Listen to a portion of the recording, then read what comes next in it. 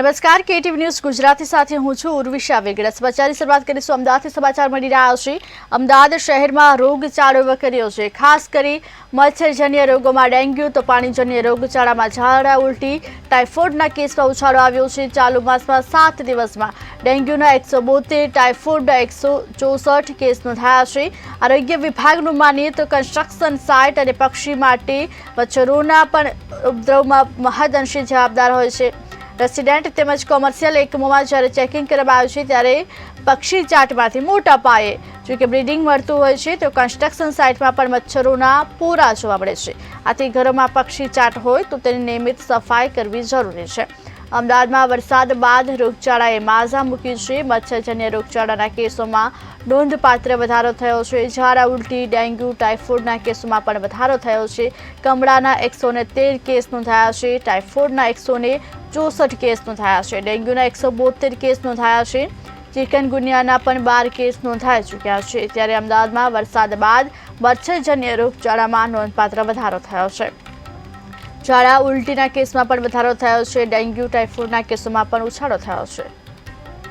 ચોમાસાની સિઝનને ધ્યાનમાં લઈને મચ્છરજન્ય કેસીસ અટકાવી શકાય તે માટેના હાલમાં પ્રયત્ન કરવામાં આવી રહ્યા છે। આ સાથે સાથે ચાલુ માસ દરમિયાન કેસીસની બાબતે ડેન્ગ્યુના 172 કેસીસ રિપોર્ટ થયેલા છે અને ચિકનગુનિયાના 12 કેસ રિપોર્ટ થયેલા છે।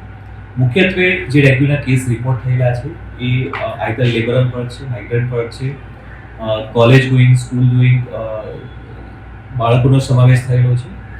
આ જે કોઈ કેસીસ રિપોર્ટ થાય છે કોર્પોરેશન દ્વારા તે ઘરમાં, તેની આસપાસના વિસ્તારમાં, તેના કોમર્શિયલ વિસ્તારમાં જરૂરી જંતુનાશક દવાની કામગીરી કરવામાં આવી રહી છે અને આ કામગીરી દરમિયાન મુખ્યત્વે જે બ્રીડિંગ મળી રહ્યું છે તે જો કોઈ ફ્લેટ હોય કે કોઈ ચાલી હોય, બંગલા હોય તો તેના ટેરેસમાં કોઈ સ્ક્રેપ મટીરિયલ મૂકવામાં આવેલું હોય ત્યાંથી બ્રીડિંગ મળી રહ્યું છે અને સાથે સાથે ઘરના માલિકે અથવા કોઈ કોમર્શિયલ પ્રિમાઇસીસમાં જે પક્ષી ચાટ મૂકવામાં આવી રહેલું હોય છે તે જગ્યાએ બ્રીડિંગ હાલમાં વધારે જોવા મળી રહ્યું છે। હાલમાં ચોમાસાની સિઝનને ધ્યાનમાં લઈને મચ્છરજન્ય કેસીસ અટકાવી શકાય તે માટેના હાલમાં પ્રયત્ન કરવામાં આવી રહ્યા છે। આ સાથે સાથે ચાલુ માસ દરમિયાન કેસીસની બાબતે ડેન્ગ્યુના 172 કેસીસ રિપોર્ટ થયેલા છે અને ચિકનગુનિયાના 12 કેસ રિપોર્ટ થયેલા છે। મુખ્યત્વે જે ડેન્ગ્યુના કેસ રિપોર્ટ થયેલા છે એ આઈધર લેબરલ વર્ક છે, માઇગ્રન્ટ વર્ક છે, કોલેજ ગોઈંગ, સ્કૂલ ગોઈંગ બાળકોનો સમાવેશ થયેલો છે। આ જે કોઈ કેસીસ રિપોર્ટ થાય છે કોર્પોરેશન દ્વારા તે ઘરમાં, તેની આસપાસના વિસ્તારમાં, તેના કોમર્શિયલ વિસ્તારમાં જરૂરી જંતુનાશક દવાની કામગીરી કરવામાં આવી રહી છે અને આ કામગીરી દરમિયાન મુખ્યત્વે જે બ્રીડિંગ મળી રહ્યું છે તે જો કોઈ ફ્લેટ હોય કે કોઈ ચાલી હોય, બંગલા હોય તો તેના ટેરેસમાં કોઈ સ્ક્રેપ મટીરિયલ મૂકવામાં આવેલું હોય ત્યાંથી બ્રીડિંગ મળી રહ્યું છે અને સાથે સાથે ઘરના માલિકે અથવા કોઈ કોમર્શિયલ પ્રિમાઇસીસમાં જે પક્ષી ચાટ મૂકવામાં આવી રહેલું હોય છે તે જગ્યાએ બ્રીડિંગ હાલમાં। વધુ એક મહત્વપૂર્ણ સમાચાર મળી રહ્યા છે। છોટાઉદેપુર જિલ્લામાં દીપડાનો આતંક સામે આવ્યો છે। વન વિભાગના કર્મીને દીપડાએ શિકાર બનાવ્યો, શિકાર બનાવી મોતને ઘાટ ઉતાર્યો છે। હિચકારી હુમલાથી કર્મીનું મોત થયું છે। દીપડાને આખરે પાંજરે પૂરવામાં આવ્યો છે। જોકે દીપડાએ હુમલો કરતા વનકર્મીનું મોત નીપજવાનું પણ સામે આવી રહ્યું છે। છોટાઉદેપુર જિલ્લામાં દીપડાનો આતંક સામે આવ્યો છે। વન વિભાગના કર્મીને દીપડાએ શિકાર બનાવ્યો, શિકાર બનાવી વનકર્મીને મોતને ઘાટ ઉતાર્યો છે। દીપડાએ હિચકારી હુમલો કર્યો, હિચકારી હુમલાથી કર્મીનું મોત થયું છે। આખરે દીપડાને પાંજરે પૂરવામાં આવ્યો છે। જોકે દીપડાને લઈ લોકોમાં પણ ફફડાટ ફેલાયો હતો। દીપડાએ હિચકારી હુમલો કરતા વનકર્મીનું પણ મોત થયું છે। ત્યારે છોટાઉદેપુર જિલ્લામાં દીપડાનો આતંક સામે આવ્યો છે। વન વિભાગના કર્મીને દીપડાએ શિકાર બનાવ્યો હતો, શિકાર બનાવી મોતને ઘાટ ઉતાર્યો છે। હિચકારી હુમલાથી વનકર્મીનું આખરે મોત થયું છે। જોકે હાલ સમગ્ર ઘટનાને લઈ દીપડાને પાંજરે પૂરવાની તજવીજ હાથ ધરી હતી ત્યારે દીપડો આખરે પાંજરે પૂરાયો છે। છોટાઉદેપુરમાં દીપડાનો આતંક સામે આવ્યો છે। વન વિભાગના કર્મીને પણ શિકાર બનાવ્યો હતો, શિકાર બનાવી વનકર્મીના જોકે મોતને ઘાટ ઉતાર્યો છે। હિચકારી હુમલાથી વનકર્મીનું મોત થયું છે। આખરે દીપડાને પાંજરે પૂરવામાં આવ્યો છે। જો કે હાલ વધુ વિગત સાથે સંવાદદાતા મહેશ બારિયા જોડાયા છે। જી મહેશ, છોટાઉદેપુરમાં જો કે દીપડાનો આતંક સામે આવ્યો છે, શું છે વધુ વિગત?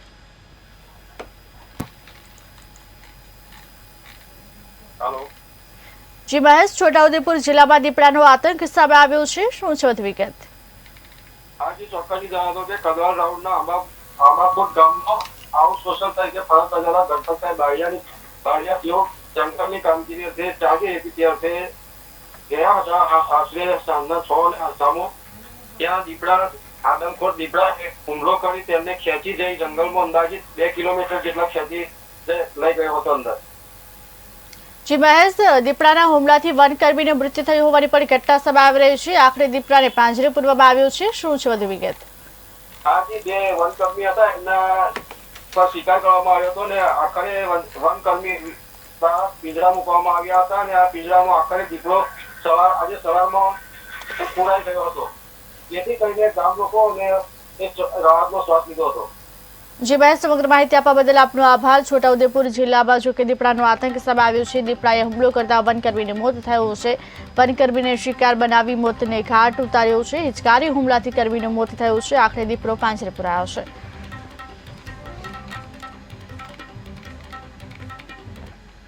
સમાચારમાં આગળ વાત કરીશું. વલસાડથી સમાચાર મળી રહ્યા છે. વલસાડ જિલ્લાના વાપી ડિવિઝનમાં આવેલી 15 જેટકો કંપનીમાં આઉટસોર્સિંગમાં ફરજ બજાવતા કામદારોને છેલ્લા 3 માસ ઉપરાંતથી પગાર બાકી છે તે સહિતની પડતર માંગણીઓને લઈ જેટકો દ્વારા જેબીએસ એન્ટરપ્રાઇઝ કંપનીને આઉટસોર્સિંગના કામદારોનો કોન્ટ્રાક્ટ આપવામાં આવ્યો હતો.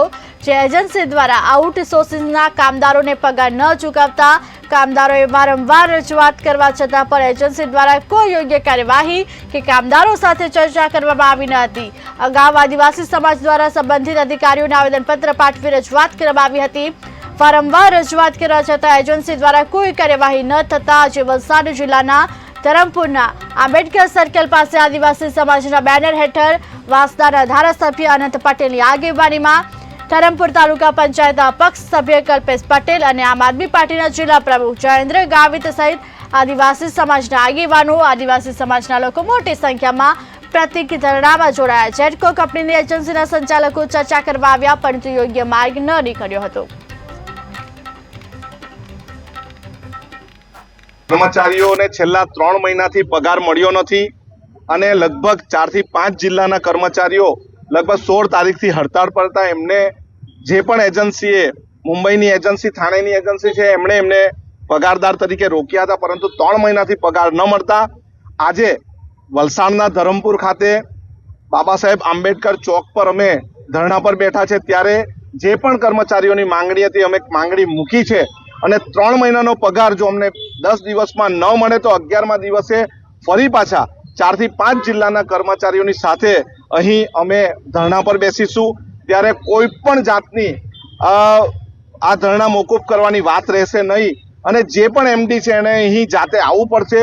અત્યારે એમડી સાથે ટેલિફોનિક વાત અને કર્મચારીઓ જોડે વાત થઈ તેમાં એવું સમાધાનનું નિરાકરણ કરવામાં આવ્યું કે 2 દિવસમાં પૈસા મળી જશે, 3જા દિવસથી કામ પર ચાલવા માંડશું પરંતુ 10 દિવસ સુધીમાં એક પણ પગાર ન મળે તો અમે 11મા દિવસે અહીં 4-5 જિલ્લાના કર્મચારી સાથે ઉપવાસ પર બેસીશું. વાપી ડિવિઝનમાં અને જેટલા બી બધા કર્મચારી આવેલા છે એ બધા વાપી ડિવિઝનના છે, આઉટસોર્સના કર્મચારી છે.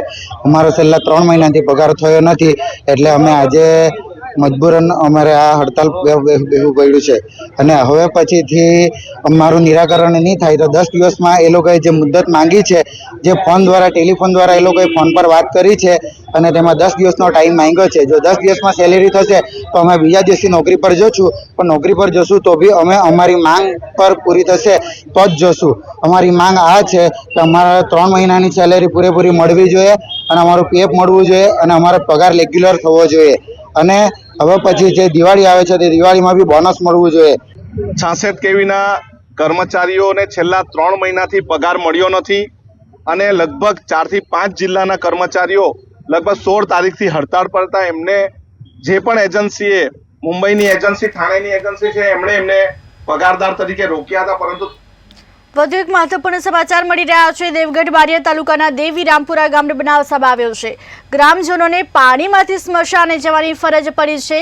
કેરીસમાં પાણીમાંથી પસાર થવા સ્થાનિકો મજબૂર થયા છે.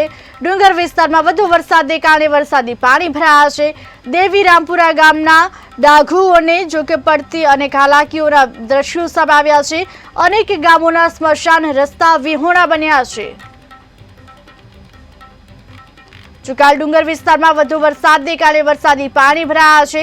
લોકોને પણ અનેક હાલાકી પડી રહી છે. જોકે દેવીરામપુરા ગામના ડાઘુઓને પણ અનેક હાલાકી વેઠવાનો વારો આવ્યો છે. ડુંગર વિસ્તારમાં વરસાદને કારણે વરસાદી પાણી ભરાયા છે. કેડસમાં પાણીમાંથી પસાર થવા માટે સ્થાનિકો મજબૂર થયા છે, ત્યારે ગ્રામજનોને પાણીમાંથી પસાર થઈને સ્મશાને જવાની ફરજ પડી છે. સમગ્ર ઘટનાના દ્રશ્યો પર સામે આવી રહ્યા છે. ત્યારે દેવીરામપુરા ગામના ડાઘુઓને અનેક હાલાકી વેઠવી પડી છે. અનેક ગામોના સ્મશાન રસ્તા વિહોણા બન્યા છે. અનેક જગ્યાએ વરસાદી પાણી ભરાઈ ગયા છે. સ્થાનિકો પણ વરસાદી પાણીમાં ચાલવા મજબૂર થયા છે.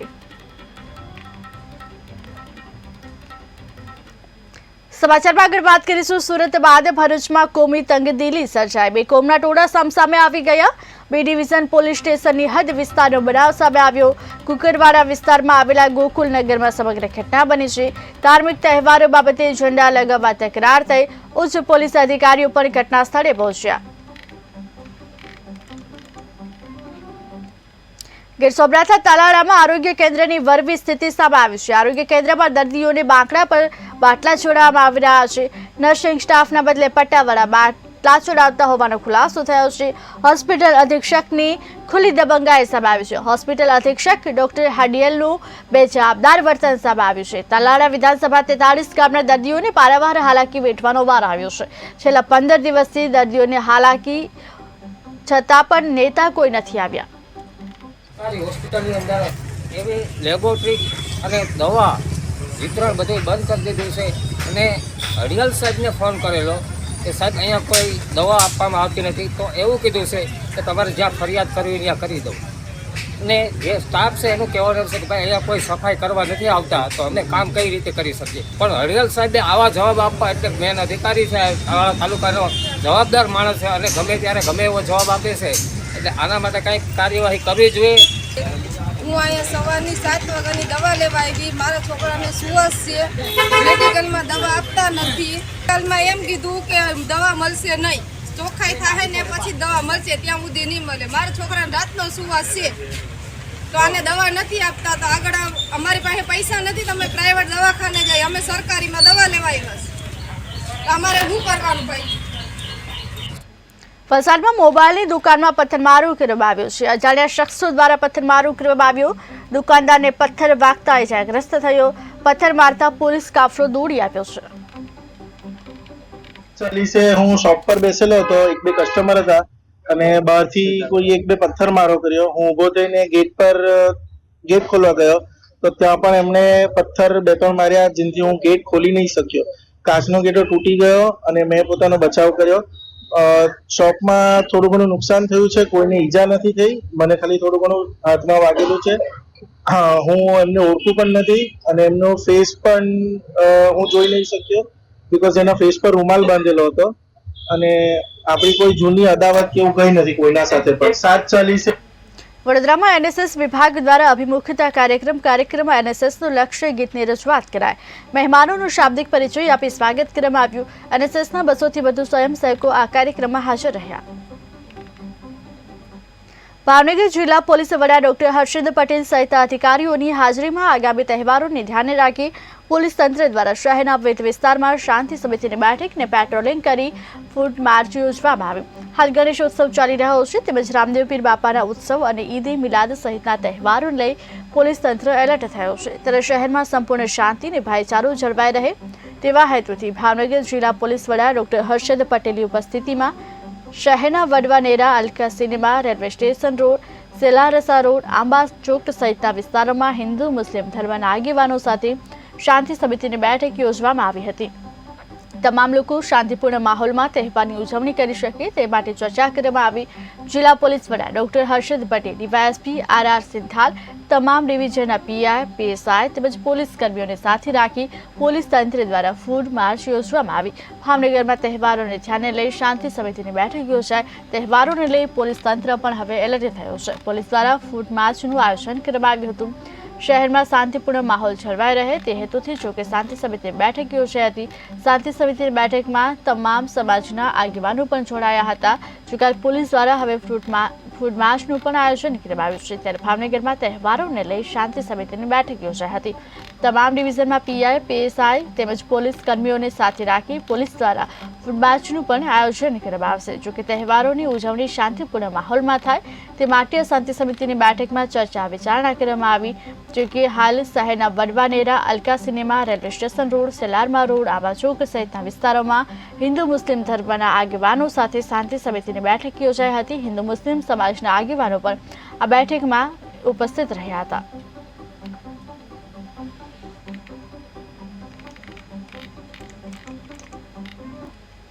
ગીર સોમનાથના વેરાવળમાં VHPના કાર્યક્રમનું આયોજન કરવામાં આવ્યું.